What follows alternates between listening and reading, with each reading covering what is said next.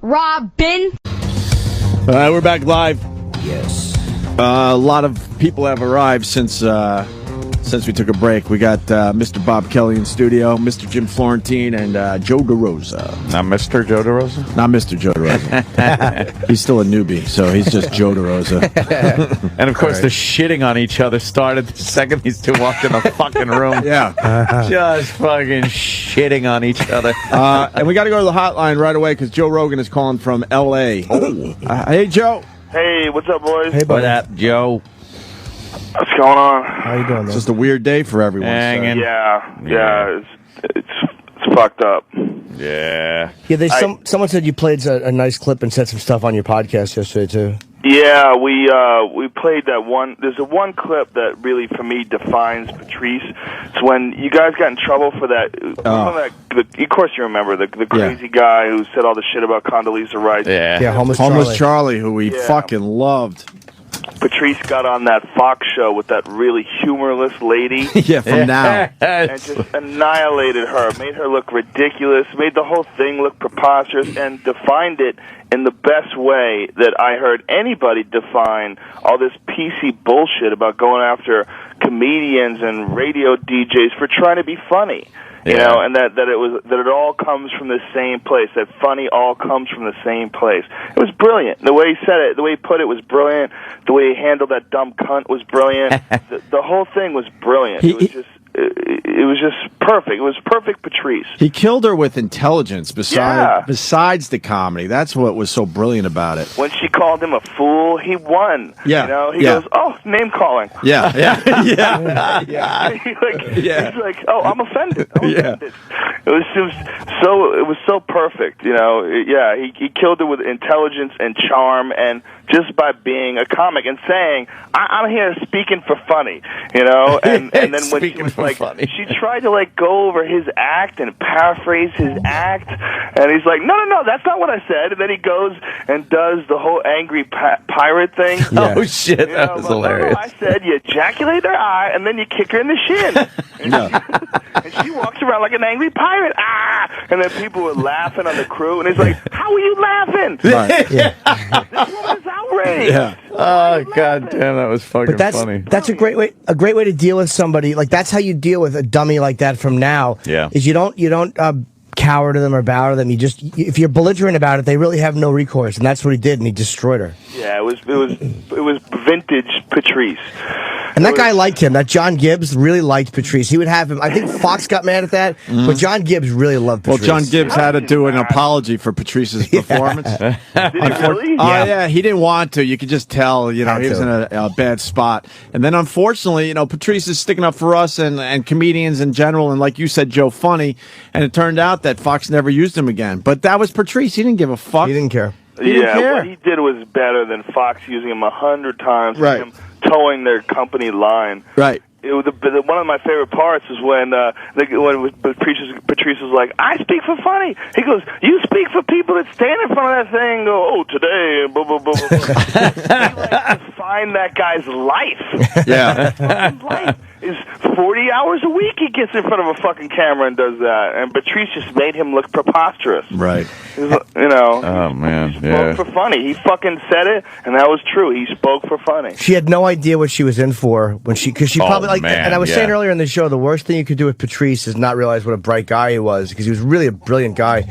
And she didn't understand that he was a smarter person than she was, and he was going to run circles around her mentally. Like, yeah, he's a big, loud guy, but he was going to outthink her, and he really made an absolute asshole out of her, which was fantastic. Her whole premise was that she was speaking for America, you know, and we are tired. He's like, who? Yeah. Name names. Name one name. Are you speaking for America? Are you speaking for America? Right. And he could speaking for me. He dismissed her, and if anybody knows the face, the Patrice scrunch The Yes. face, the dismissive face scrunch. You never wanted to be on the receiving end of the dismissive face scrunch. It would have been a great silent film actor. Followed by some faces. But they're always followed by the Patrice finger. Yeah. Go away. Go away. She's done with you. Dismissed. Plowing forward with her pre-rehearsed bullshit. It was beautiful. I liked your tweet yesterday, Joe, that Patrice was a thinker, man. Yeah. People need to understand that. Yeah. Well, people love to categorize people, and it's so easy. And, when you have a black comic, and, people automatically just assume that they fall into a very specific category, and Patrice was just a brilliant comic. He was a brilliant thinker. He was the type of guy that if he wasn't a comic, he would be that dude that you would, look forward to going to work.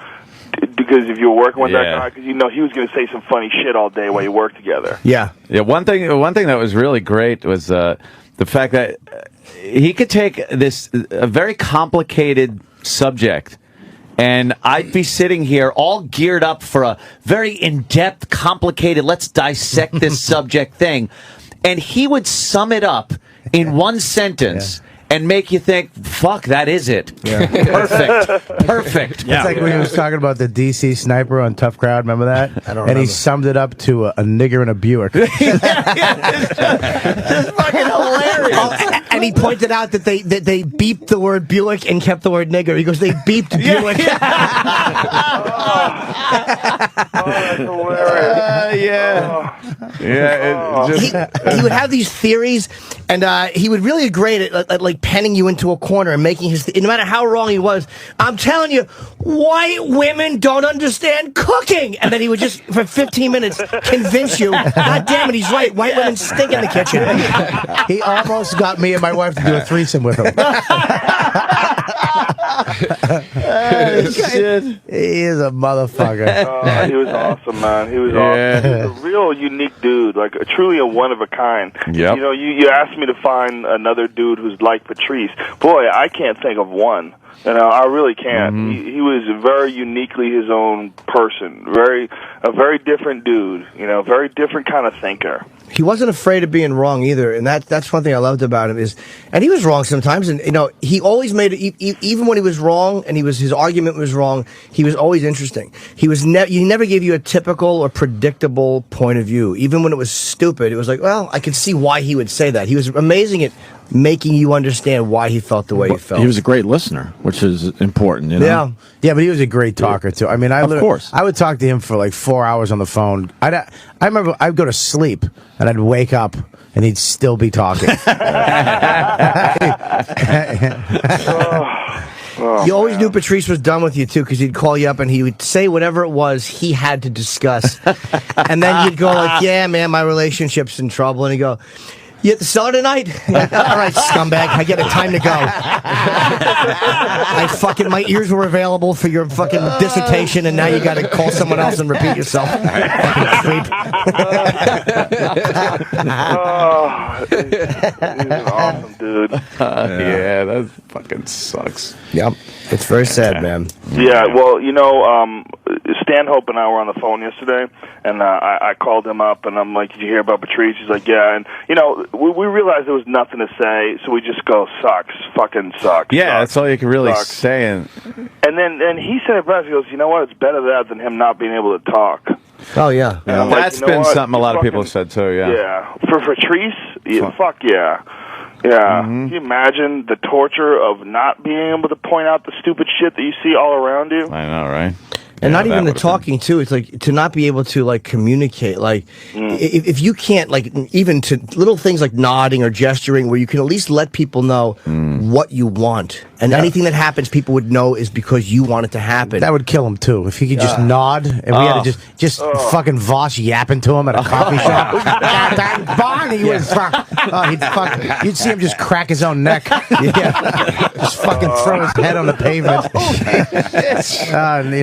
When you think about trying to replicate him, when you think about trying to replace him, that's when you realize how special that dude was. Imagine someone trying to take that. Nah, impossible. He never, even when I met him in Boston, I met him, me and Billy and Dane. 20 years ago, right, Bobby? Yeah, I met him in a remember the BCN comedy riot, Joe? Oh yeah, yeah. We were all in it together, and he showed up, and it's just it's Boston. But here's this big black dude.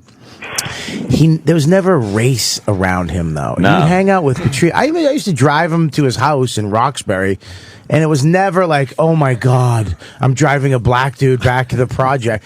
It was just driving Patrice home. He was always just Patrice. He was never, not to say that like he didn't, bring up black sub or he wasn't black, but it was never a like, I'm black, you're white. It was just fucking Patrice all the time. Yep. Yeah, he didn't fall into that easy box. There's an easy box to fall into when you're a black comic. You start doing black comedy. A lot of black comics will tell you too, like that they get pressured to do a certain type of comedy to fit in on Chocolate Monday or Fat Tuesday or whatever those all black shows are. He never did that. He was just Patrice. You're right. No, the crowd was always diverse every time you saw him. I remember though we talking on the phone. You could talk about shit, and it wasn't like a fucking. You talk to comics. It's like that's a bit. You should do that. And it's like shut the fuck up. If you ever did that with him, he'd be like motherfucker. I'm trying to talk to you. Yeah, we were talking one day. How do you tell if Japanese people are gay?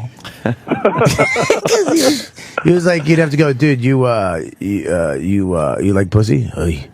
you like sucking dick? Hi. You totally freaked out. You could talk to him about bullshit for hours. Nothing. The dumbest for thing hours. you could discuss for hours. Hours. Right? I remember he had so many phases too. He would tell you he'd make fun of you for something, and then a month later show up with the same hat, and you'd be like, "You motherfucker!" He'd be like, "Hey, we can do." It's cool. It's cool now. Yeah. You'd say it's cool now, though. He bought my watch.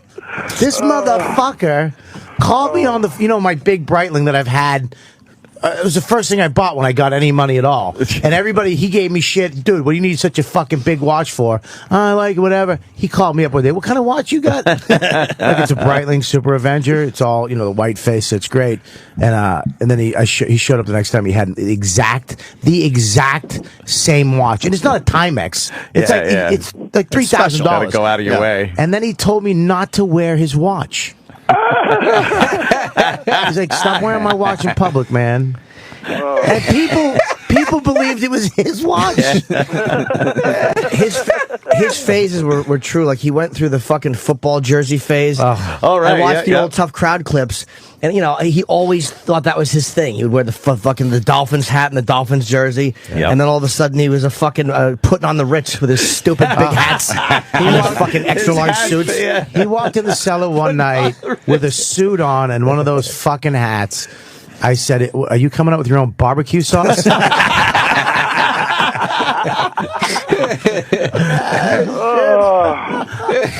He never really caught a full pounding though. I've gotten full poundings. Yes. I've gotten to the point where I've thrown clothes out. Like I went home and talked to my wife, and she was like, "It's all right. Maybe you should find new friends." His laugh would diffuse all that though, when you're trying to get at him, and then he would just kill the whole mood with one big over the top laugh. You're like, "Fuck!" And he was so loud. Right? Yeah, I remember the first time I met him. I'm at the Comedy Cellar, and I do a set, and I guess he's following me, so he's in the hallway, and I walk out, and he's just shaking his head. He's like, "You drove in for Jersey for that?" And he pulls a 20 out. He goes, "Here's some toll money. I feel bad for you." That's the first time I'm like, what a fucking dick. And then he just starts to laugh. "Come here, man." I'm like, "Fuck you." He's like, "Oh, come here. And he just started laughing. He's like, "Man, that was fucking awful. That was fucking awful." Never forget that.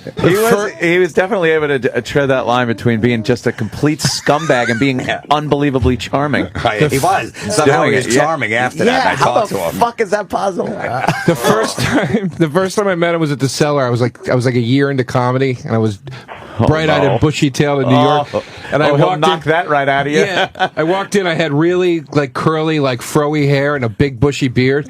And him and Keith were talking, and I kind of knew Keith, and I wanted to chime in with my stupid whatever, and I go, "You know what I think?" And he just looks at me with the scrunchy face that you were talking about, Jim, and he goes, "Shut the fuck up, you halfway through a werewolf transformation."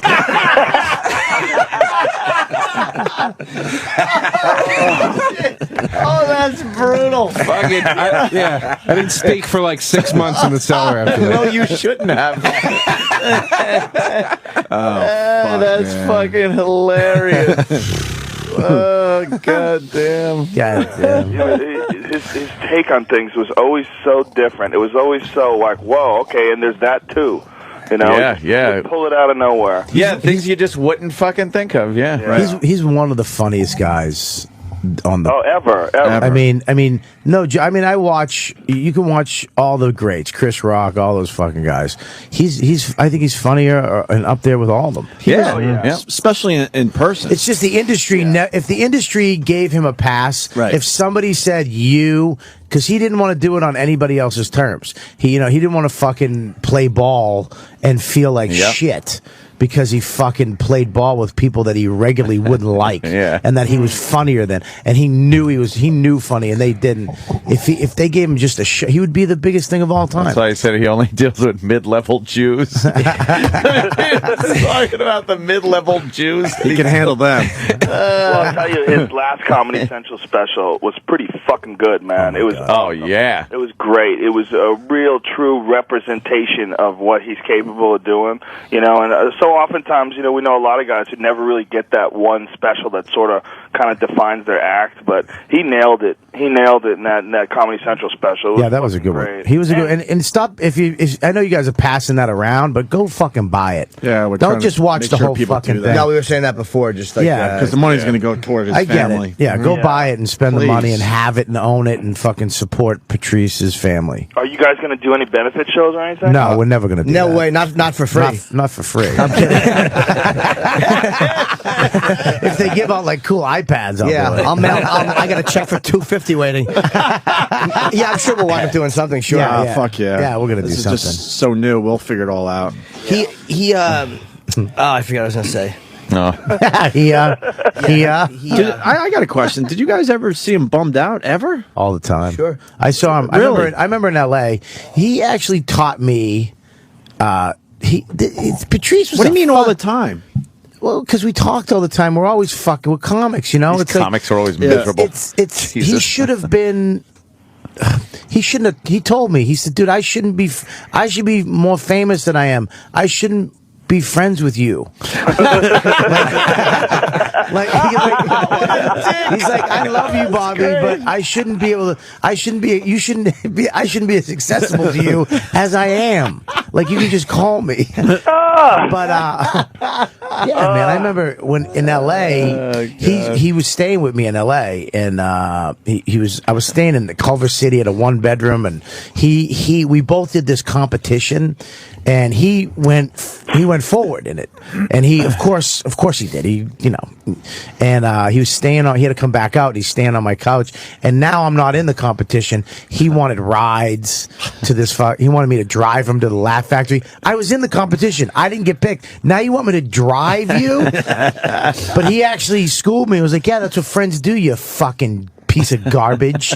You drive me. You let me stay at your house. You feed me. That's what you." And I was like, "Oh, okay. You're right. You're fucking right. That's what we do. We fucking help each other." And I remember he came home after doing it, and he did well. And he just was like, he didn't know if he got it. And he didn't think he did because something happened. It wasn't a perfect set. And I remember he was so fucked up, like, just give me a fucking break. Like, and this was years ago. Yeah. And it just give me one fucking break. I can't. They wanted him to cut something out of his act. And if he did it, he would compromise his set and what he thought was funny. Okay, yeah. And if he didn't, it would be good for to go on in the competition. And he didn't. He did. And they fucking let him do his thing, and he got in, and he got the Showtime special. So, I mean, that's one of those defining moments where you cut it, and I'll cut it, go ahead. I just want to be liked and fucking on TV. Right. Most guys would do that. Most guys would go, whatever you want, whatever you got to do. He would that's why people didn't understand him. He would take that moment and go, if I do this, I know it's not a big deal, but if I do this, I'm changing who I am. I think I am, and I can't fuck you. I'm not cutting anything. You think he was stubborn in that way, or it wasn't I think it's a point in life where you got to choose who the fuck you are. Right. Well, some people always felt like, God, just make that tiny little change. But to him, it felt like a massive. And it's a snowball effect too. Once you make one compromise, then you're gonna just keep doing it. But he was at times uncompromising in an unreasonable way, and he would tell you that. Like there's times where he would look back and probably go like, I wish I had played the game a little bit, because it is a business and you have to do certain things that he wasn't good at doing. And he would say that, like he knew that. My friend was an audio guy on this Comedy Central pilot that him and Voss did. I think they were like roasting people at a wedding or something like that. Just in the early 2000s. And he said that, Patrice had his mic on. He was listening. He abused these Comedy Central executives when they came down to watch the pilot and give notes. He goes, I never heard a fucking bashing before in my life. Ultimately, the pilot never got picked up. He's like, I respect that guy, man, because he just told him that shit ain't funny. I ain't fucking doing it. Wow. Why are you here? Why you have a pocket watch? Go home. Jesus Christ. Yeah, some big guys there too, and the pilot never got picked up. It's like, I respect that motherfucker. It's like web junks. I mean, that's the Tosh 2.0 that he's getting millions of dollars for. Right. That's what it is. Yep. And he was like, that he got into a problem with them, and he was like, no, fuck you. And I would have fucking, whatever you want, sir. Everybody in this room would have fucking bent over and took it in the ass. Most people we know certainly would have made changes, but that wasn't Patrice. No. He had such a like a firm understanding too with the realities of that, which he would always say, like, look, man, if you want to walk that righteous road, you got to take the lumps. Like, you got to be ready to lose money. And whatever. And he would talk about, like, if somebody at a club when he was coming up would say, Patrice, don't do that bit where you say cunt or whatever.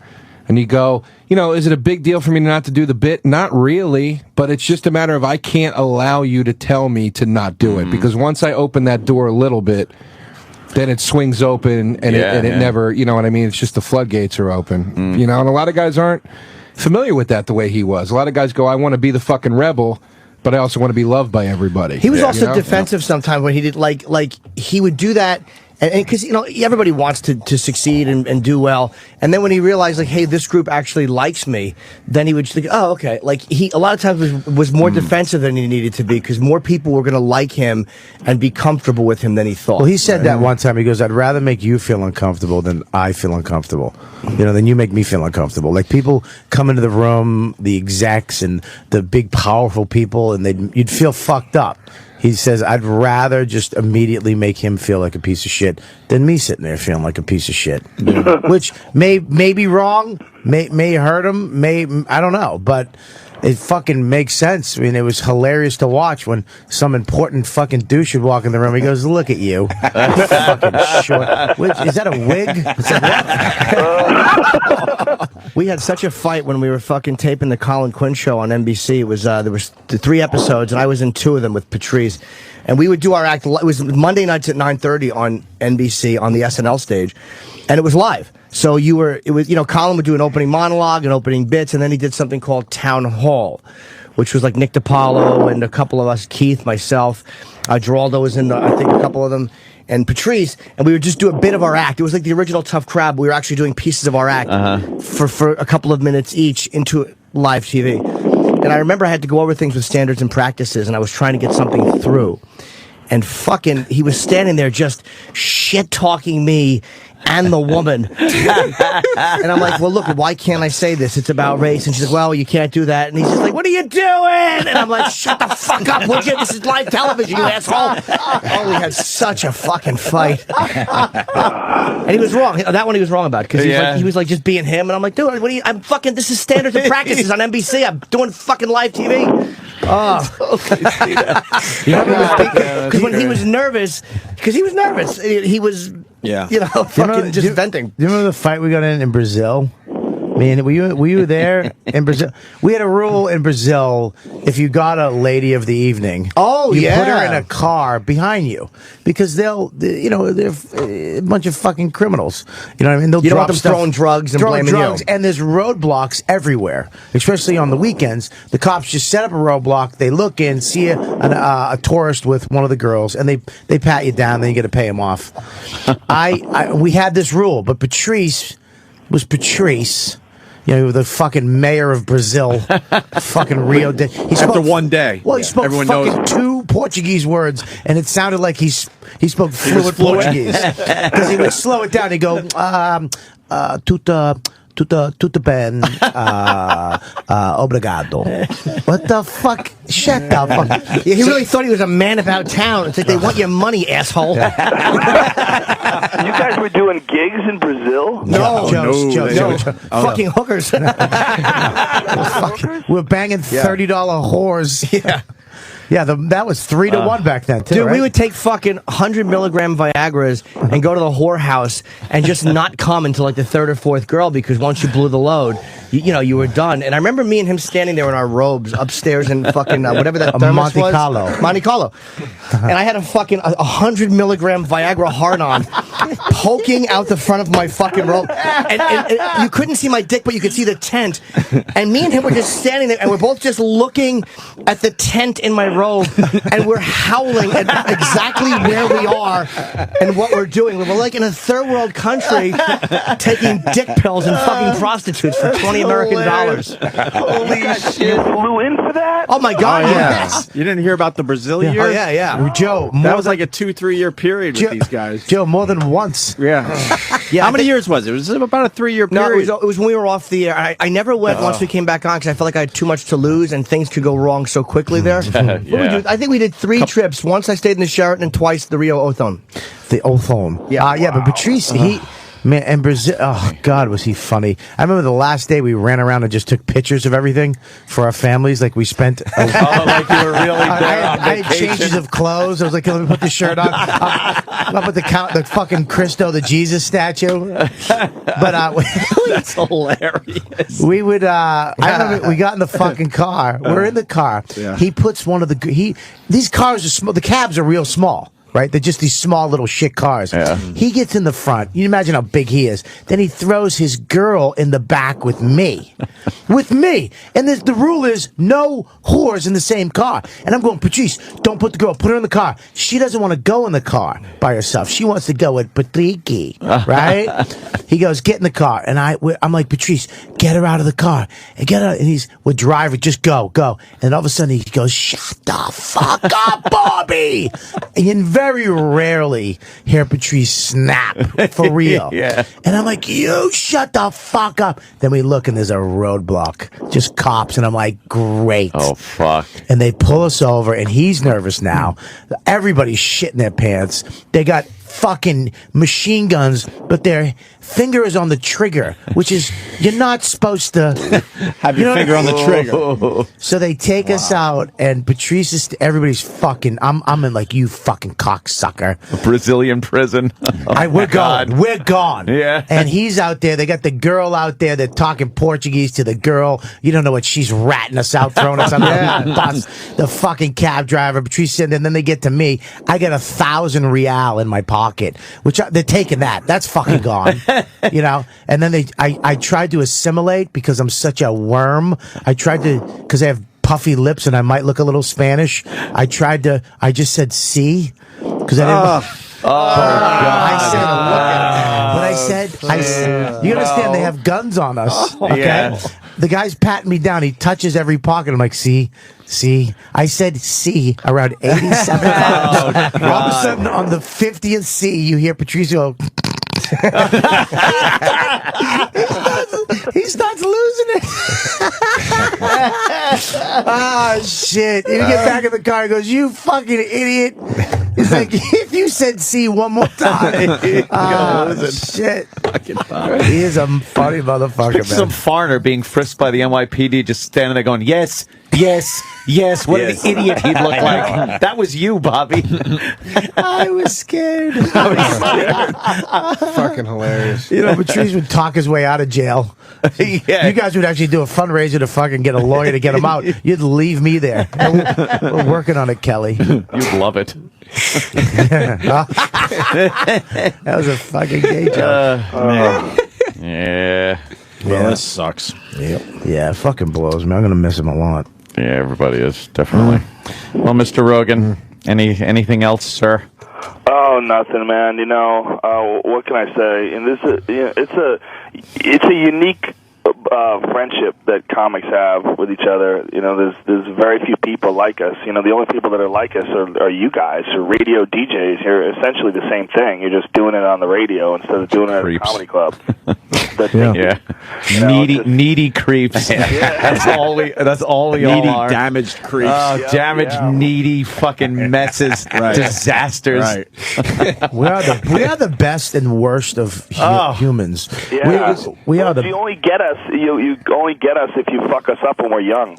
That's true. You have shitty parents and shitty situations growing up. You know, the beautiful thing is it creates, MMA fighters, stand-up comics, musicians, anybody who's like, really fucking determined to express themselves. Trying to hide all this shit inside a rolling paper outer crust. It's just fucking barely there. When they stopped Sandusky when he was fucking that kid, they're like, what are you doing? He's like, I'm making a comic. Like, That kid's going to be brilliant in another 10 years. Shit. Yeah, Joe, well said, brother. Well said. Yeah. Well, there's nothing we can say that's going to make this good. It's just he was awesome. He was awesome when he was alive, and I'm just happy I got to know him. I wish I knew him more. I wish I was around him more. I'd already left Boston, but when he was coming up, and I already left New York when he was there. I was already in LA. But when I did get to hang out with him, it was awesome. It's weird. It's like, it's funny. It's like, I'm grateful. I said to somebody, like, I had a very complete friendship with him. Like, there's nothing that I say, like, I wish I had said this. Right. I wish I had expressed that. Like, we traveled together. We did You said gigs that to together. me. Oh, was it to you? Yeah, Okay. apparently we don't have that, but go ahead. No, I'm right here, Jim. I'm right here. I remember it. You should. You told me that last week, too. Oh, okay. I didn't remember. Fucking shit friend he is. Why? It's my. I don't know who I said it to, but I had a complete friendship sorry, Bob. with, fuck you. I didn't remember. You were just a big pair of fat ears I was saying it to. Sorry. I guess I should write down in a notebook, said to Bob. All right, so listen. I was talking to this fat fuck that I know, and I say, "Oh, sorry, Bob." But it's like you look back on it, and I'm like, I'm really happy that I was friends with him, and I'm really like happy that we did that shit together. And it's like, I don't look back and go, fuck, I wish I had said that, man. Like, you look back with regret, and there was none. Yeah. There's not one thing that when he was in the hospital, I'm like, I have to say this to him, or I have to get this point, because he knew. I mean, I knew how much he liked me, and he knew how I felt about him. It was and complete. It was a real What you had complete was relationship. He was fucking That's all you great, could ask man. for. He was fucking call you up for his barbecue and be like, yo, man. He actually called you and thanked you for coming to the barbecue. Yeah. Which is like, dude, for all the shit that people say about him, like he's this and he's that and he's this big motherfucker and he makes fun of people and he's mean to people, he wasn't. He was funny all the time. All the time. And funny, that's what funny is fucking making fun of people and being as honest as you possibly can. But he was also one of the nicest guys I know. He would call you up and go, yo, man, I just want to call you up and thank you for coming by, man. I appreciate you coming by to my barbecue. It's like, what?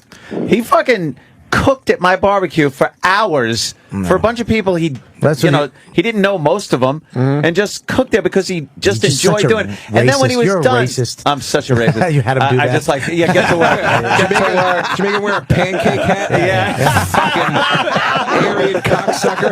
Yeah, he can come if he cooks. Yeah, he's going to cook because I won't have Only way I'll let you in my house. Way to spin it today. The only thing he asked for when he was done is like, Kool-Aid? I just want me and my chick to go in and Kool-Aid and Cheetos. He goes, I just want me and my chick to be able to watch a movie in the theater.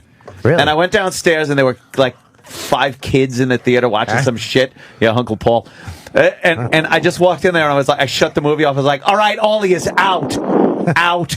And Patrice is like, oh, you're not going to tell. I'm like, no, I'm doing that. Get out of here. Jesus, Joe, is that your fucking sinuses? What's that noise?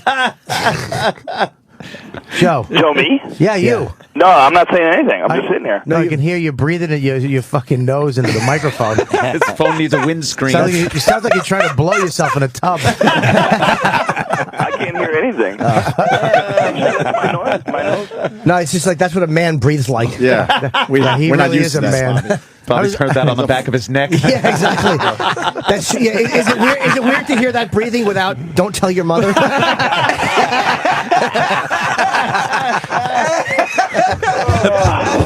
Jesus Christ. You brought it up. This motherfucking room can spin. It really is really terrible. fast. It's a horrible place. It's a horrible place. Jesus Christ. Yeah, I was walking over today with a girl, and she's like, that's really nice that everybody's going in to talk about Patrice. And I go, it is nice, but it is going to be the most evil fucking No, room. it's never going to be nice. It's going to be everybody trashing each other. We all got together down the cellar last night, and it was literally a couple minutes of, man, it sucks. What's up? How you doing?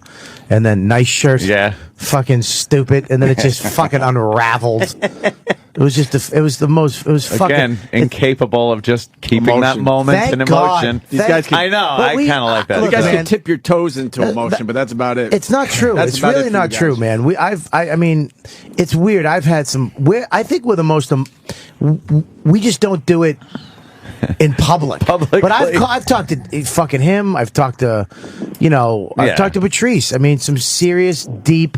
I think we're fucking crazy. That's one of the things that fucks us is that we're so emotional. We have such fucking light skin. It's like fucking the crust of a fucking tapioca pudding. It's just fucking mushy douchebags we are. He's trying to make a thin-skinned analogy. Always brings it back to food, doesn't Yeah, it? it really does. It's like the crust of a delicious tapioca with a little brown sugar on it. Cinnamon. I like cinnamon. Speaking of which, can you guys send an order out right now? Stop it over here. Yeah, we can get some food for There's everyone. nobody in this room in shape except for Anthony. No, well, Florentine's in shape. Look at Florentine's Let me see. arms. Look at Jimmy. Florentine's Jim looks arms. good. Let me see. It's all right. No, take your shirt off, Jim. No, but I wanted to say about Patrice. I mean, he did have a serious side. Like, my ex-girlfriend passed away, and he was close to her. He loved her. He's like, she was my favorite. And he called me like 3 days a week for like the first month. Oh, wow. And I was afraid to pick up the phone the first time because I really thought he was just going to tear into me. Oh, You shit. ain't over that shit. Yeah, ain't you fucking up bitches? But he would just call and we'd talk like that. So, he did show a human side. Yeah. And then about 3 months later, he's like, you ain't over this shit? Yeah, get the fuck out there. I'm going to tell you what a fucking piece of shit he could be, too. I'm going to tell you a story right now that I've never told anybody. I got a couple more. I got Okay. like 4 more piece of shit stories. and I love this. I love them so much, and I understood them so well that I let this go. But anybody else should have never talked to this fucking idiot. My wife last year, I think it was last year, not this year's October, the last October, she planned a surprise birthday party for me. Huge. Okay, event. It was supposed to be 100 people and fucking burlesque dancers, and then Geraldo passed away on the night that the party was supposed to take place. So she had That was his wake. Oh, right. Okay. She had to cancel it and make it, literally at the last second, rearrange everything and make it into a small restaurant. And she could only afford a couple, like a small amount of people. She wanted to roast you. She wanted us to go up and roast you a little bit and fuck with you. It was going to be huge, a huge event. And she told all my friends. Patrice called me up 2 days before the party, and went, Bobby. And I was like, what's up? He goes, I gotta tell you something, man. And I'm like, what's up, man? He goes, your wife's planning a surprise party for you, right? And I'm like, what? what the fuck? And he goes, I just want to let you know, man, because I don't like surprises. He goes, I don't know if you like surprises like that. I don't know if you like that type of shit. So and I go, maybe you should have opened with, do you like surprises? And I would have said, yes, I love fucking surprises. I'm a lonely piece of shit. I love surprises. He was looking out for you. I But it fucking was the knew way you he did knew. it. I fucking knew you knew when you walked in. I was like, he's not surprised. It was. Whoa, what a surprise! I wasn't expecting this. This is what he said. He was like, oh, shit, I'm sorry. I go, look, Patrice, you're a fucking piece of shit. You're just a fucking dummy. I go, what? Why would it matter what you think in my life? You fuck. He's like, fuck me, man. Oh, he knew he fucked up. Oh, he Yeah. knew he fucked up. He was trying to take care of you. He goes, can you just don't say anything? Just act. I go, Great. fuck. Now you're saddled with that. I walked into the fucking party. I had to pretend I'm surprised to my wife. I just looked at him and he just a little smirk because he saw my shitty acting. Well, I didn't know you weren't surprised, nor do I give a shit now. Your level of surprise is a valueless thought to me. I I don't think we should. I think the surprise should have been that the party just got canceled and you walked in there alone, asshole. It's an empty room. You're in your 40s. No, you're in your 40s. No more surprise parties. Sorry, we didn't No have the little surprises. fucking hat for you. Dad, they got a hat with a 4 and a 0. Oh That God. fucking what I hurts, think you is piece of awesome? shit. One thing That that's fucking awesome. hurts. Yeah, Joe. He's an asshole. I think it's awesome that you have a forum like this where you can actually talk about them real. Yeah. You know, can you Yeah. imagine if you were on a regular fucking radio show, or if you were, forced to do some TV show just a decade ago, you would have had a horseshit through it. Yep. You couldn't really be real or be and use every word in your vocabulary. You know, it's so appropriate that we get to talk about this guy in this form. Absolutely. Yeah, and it Yeah. feels good because that's exactly the type of guy he was. He didn't want you to soft soap it or bullshit. Yeah. I mean, I've been crying almost every night for a month. I mean, it's like it's not like comedians don't. We're all fucking a wreck over it. It's fucking. Yeah. I've been claustrophobic. I haven't been able to sleep. I've been waking up just thinking of him laying there. Like it's been a fucking I have dreams. nightmare. I have dreams that terrible. he's actually he gets up. I've been having dreams for the last month that he's up and we're hanging out and he's a little fucked up and he's got a cane but we're talking and and then you wake up and you're like, oh fuck, you start crying and you're like, what the fuck? And Yeah, it's that's a always the motherfucker. weirdest thing when someone passes, when you have dreams about them being okay. And then, I had a few dreams about Phil Hartman after he died, that were like really, really realistic. For people who don't know, his wife shot him in his sleep and then shot herself. And it was really fucked up at the time. I had never known anybody that got shot before. It was, especially someone who got shot by someone else I knew. But I would have all these dreams about him being alive.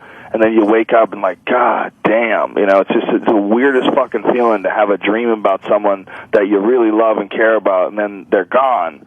And then you're in the dream that you're talking to them, and it's just like the old times. And you're like, man, I didn't really appreciate those fucking old times as much as I do now. Yeah, It was a is letdown too odd. when you wake up. It's so weird though because like after the dream's done, you wake up, you have the memory of it, so it's almost like you got to hang out with him again. One more because it's a new situation. Yeah. It's it's very weird. But then you realize it's just manifest in your own head, and they had no input whatsoever. It was just your dumb fucking idea of the person. Yeah. Yeah. All right, I gotta piss. Yeah, Joe, thank you so much for Joe, calling, man. absolutely, We really man. appreciate it. Good talking to you, I'm buddy. coming in next week, man. I'm really looking forward to it more. I got to come to New York and do some bullshit press for Fear Factor. But the thing to me that was the most important about the trip is that I get to go in and do your show. Oh, we can't wait. Yeah, I'm fuck looking yeah, forward to man. It's that been a more than while. Anything else? Absolutely. All right, Joe. See you next week, brother. Thank you, Joe. Joe Rogan. Joe. everyone. Say it, man. Yeah, we're going to take a break. Some of the listeners were calling him Darth Rogan. Yeah, well. He really. That's what a fucking mixed martial artist breathes like. Breathes like a bull. Yeah. And he should. Big solid head. yeah. When Chuck was in here, Liddell, yeah. same thing. Yeah. It's just how a man that could kill you with his hands breathes. That's it. Or my grandfather. One or the other. What grandfather? Huh? What do you mean your grandfather? Because old people My breathe like because that. my grandfather breathed him. How do you know your grandfather? What do you mean? How did shit. oh, you you doing an adopted. adopted joke? Oh, fuck. A funny point, too. Both Bob and Joe. Yeah. Right? What? Gay? No. What's that? You told him? What does he do? I don't. You were adopted, right? Yeah, yeah. But you had stepfather. Oh, I had yeah. a stepfather. I had two stepfathers and one foster father. Jesus. But you were you adopted or no? Hence Never the adopted. Fucking need. No, never adopted. Oh, I thought you Wow. adopted. No, I had two stepfathers and one foster father. And then one real dad that I haven't talked to in 20 years. Oh, boy. Do you know how fucking hilarious it is to watch two best friends, like the two of you, one of them go, "Really, Bob? I thought you were adopted." For all Hash these. out something that is so like it's basically important in life. years. It should be known like the first week you know each other. But no, That's pretty I've important. told him that. I told him. Yeah, He that's knows pretty that. important. All right, Florentine just goes, "That's pretty important." But I don't remember because I'm just I thinking. told him that. Yeah. I've told him that. I'm just thinking of all the times we've made fun of you for not being Irish. I'm like, oh, I thought you were No, that's adopted. because Quinn says I look like I was my great-great-grandmother was raped on the Khyber Pass. Oh, Jesus. I remember watching Keith Rabbit. Actually, one of the first things I ever did in New York was you Stop guys... pointing your fucking thin Dick Van Dyke finger at me. Oh, you stupid fucking ligaments. Norton, Bobby, and Keith brought me to open for that you guys at a college when I was like a few months into the city. It was one of the first things I ever did.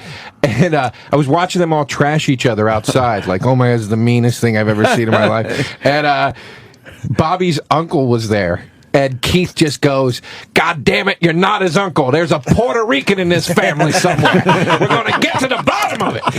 And I was like, you can talk like that to somebody's uncle? You know what I mean? Like, I thought you had to be respectful of people's families and shit. Respectful? Nah. Fucking the funniest thing, we went to a Dunkin' Donuts. They're standing at the counter ordering with some kid. Some 14-year-old girl walks out of the back of the kitchen. She walks up to Keith and she goes, do you want anything? And Keith just goes, I want you to shut your trap. I remember that.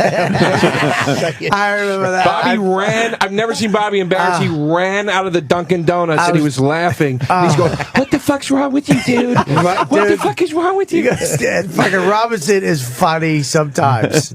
Not on stage, but in life. God damn. He just got you. What do you think? I want you to shut your trap. You trap. But you know, it's obviously a very, very sad thing to to know that you weren't surprised. That motherfucker. I never literally the only people that know was me and Patrice. My wife doesn't even know, and I felt like shit. But that fucking cocksucker. But I still, you know what the thing is? You get mad at him. And even, we all get mad at each other. I was like, dude, I still love you, you fucking idiot. You fucking, the whole concept of the party was a joke because I never had a birthday party. And so fucking Derosa throws his own party for himself once a year for industry. You make it for industry. Yeah, you go there. He's not even talking to his friends. Keith wasn't even invited one year. It's just fucking Comedy Central heads. That's my best friend. How did you become friends with him? At one of my birthday parties? Fuck you. God damn, you might be able to a bar to drink. You make it sound like I'm hanging fucking streamers up and and putting out a food spread. I just put your fucking resume out too. Listen, it's a party like Billy Bats. My party. Exactly. Don't get nervous. We should definitely take a break. Bill Burr is standing by, and others. Cool. I want to play the clip Rogan was talking about. You got that, E-Rock? Oh, the Fox News one? Fox News thing, no. We usually just Sam, play can that you play it off YouTube. the fucking internet for us? Yeah. Sam, get their stat. Yeah, quick. Rogan boy, this is really going to take forever. Rogan was pointing out a clip that really describes what Patrice is all about, and I want to play that. Most of you have heard this a bunch of times. It's still great, though. Yeah, it's worth playing again. Yeah, he was commenting on our suspension for the Homeless Charlie bit when Homeless Charlie was in the studio talking about raping Condoleezza Rice and whatnot. Right. And he was on there defending freedom of speech and in his own inimitable style. Right. And there was a woman from National Organization of Women on. Oh, we love those people. And he just schooled the shit out of her. It was fantastic. He talked to her the way she should be talked to. Right. Right. And he was never back on Fox again after that? No, because he's so dirty. That's beautiful. And he didn't Another care in the bridge end. gone. Is this it? Nick. Yeah. Okay, yeah, just play it Cool. as we go to break. All right. Bill Burr next. Stay there. Next up on the chopping block, XM satellite radio DJs Opie and Anthony. They're under fire now for airing joking comments about raping Secretary of State Condoleezza Rice. Will they be the next to go? Is radio cleaning house after the Imus debacle? With me now, New City President Sonia Osorio. She took part in a recent protest calling for radio stations to stop supporting negative language in music and talk radio, and also our favorite stand-up comic, Patrice Oneal. Oh, thank you, sir. Patrice, are O&A next? I hope not. I wish JB and Elvis didn't lose their job or Imus. It's funny. This is the thing. I don't know her, but I'm assuming that she has nothing to do with funny. So I'm gonna speak as the expert on funny. Funny people should just be left to trying to be funny. What if they're not funny? Then you made a mistake. But how many times has how many unfunny rape jokes lead to rape. Like, I don't know how many jokes about rape there are. There's a lot, but your world is not funny. Your world is next on the big story. My world is people trying to be funny. Well, I mean, you think it's okay to try to make jokes about rape? I'm diabetic. I make fun of that. I'm a victim. I might lose a toe. But I'm trying to make fun of. I'm trying to make fun of anything I think I can make fun of. Sonia? You know, what's happening now is the marketplace is deciding what's appropriate or what's not appropriate. I think the nation is just tired. There's a new mood in the nation. What nation? The nation. You know what? We're tired of things that are just Is this the nation, this paper, and you? I'm not the nation. I'm just speaking for me and funny. You're speaking for the nation, or you're speaking for... Yeah, you know why? Because I remember 6 years ago doing something against Anthony Opie because they were just so outrageous, and their violent images that they put out to women was just uncalled for. And now I think people... You think they were trying to be funny? I think now people in this country... Do you think they were trying to be funny? Tired. You know what? I don't care if they're trying to be funny. That's what I'm saying. Why are you in that business? I've been to your show once, and it wasn't very funny being a woman. It was in your hilarious. Show, when you talked about... That's why she doesn't like me. I was in the paper with her, and the joke is hilarious, called The Angry Pirate. And the lady who wrote it in her outrage didn't even know what it meant, and anybody who read it laughed, because they know what funny... You're not living in the context of funny. You're living in the context of fire. Have every right to be as funny as they want. They can go out and try to be as funny as they want, make as much money being as funny as they want. This is what's happening. There is a change in this country. People are realizing they have an opportunity to speak out, and advertisers are listening. Radio stations are listening. You're not talking to who I talk to. And you're not going to get paid as much money anymore. Sonia and Patrice, that's look what at it this. is. The marketplace. More is CBS speaking. radio firings. They've been on a tear lately. All right. Are they cleaning house, or is this the PC cops run amok? You know what it is, John.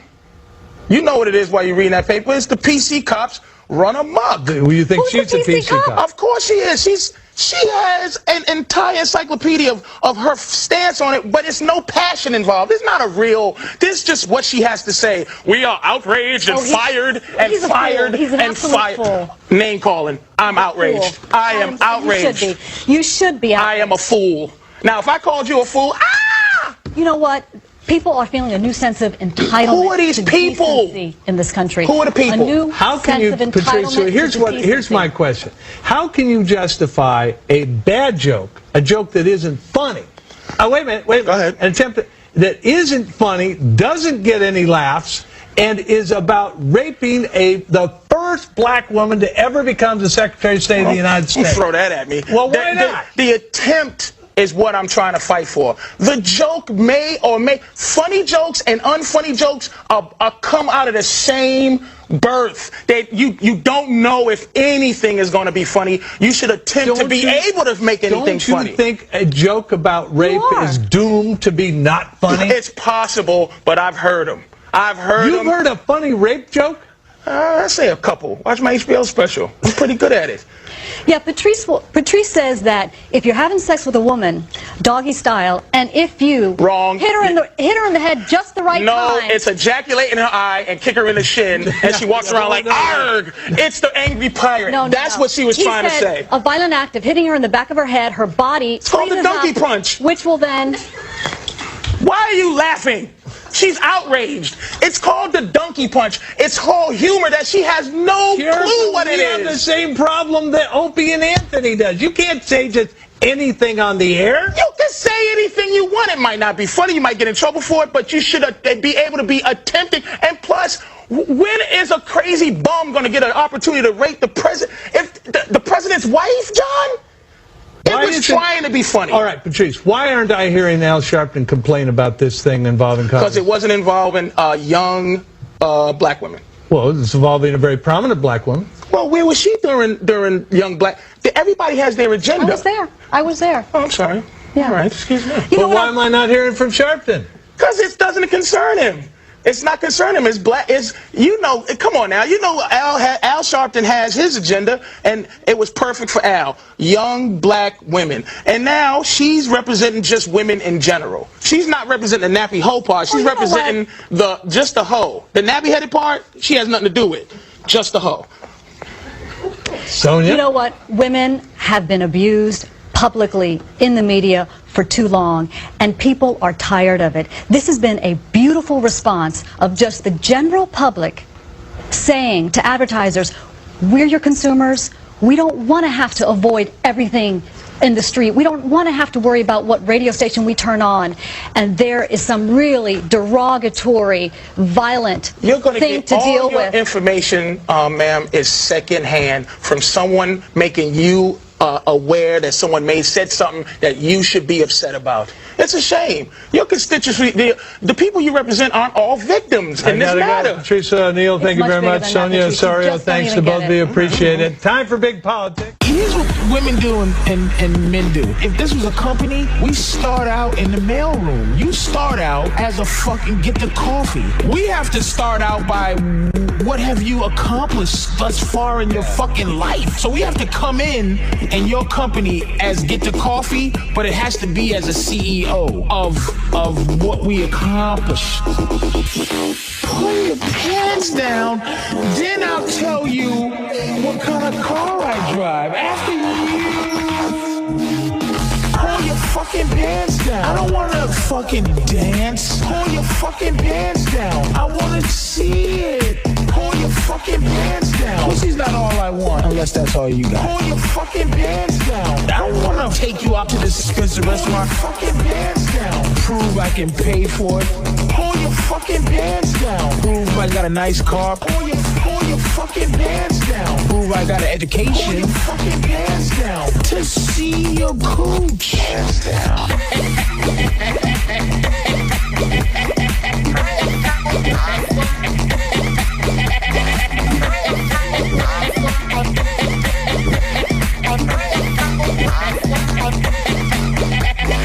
Pull your fucking pants down. Don't force me to make you a better person. Pull your fucking pants down. Uncross your eyes, you goofy hoe. Pull your fucking pants down. I wanna see it. Pull your fucking pants down. Pants down.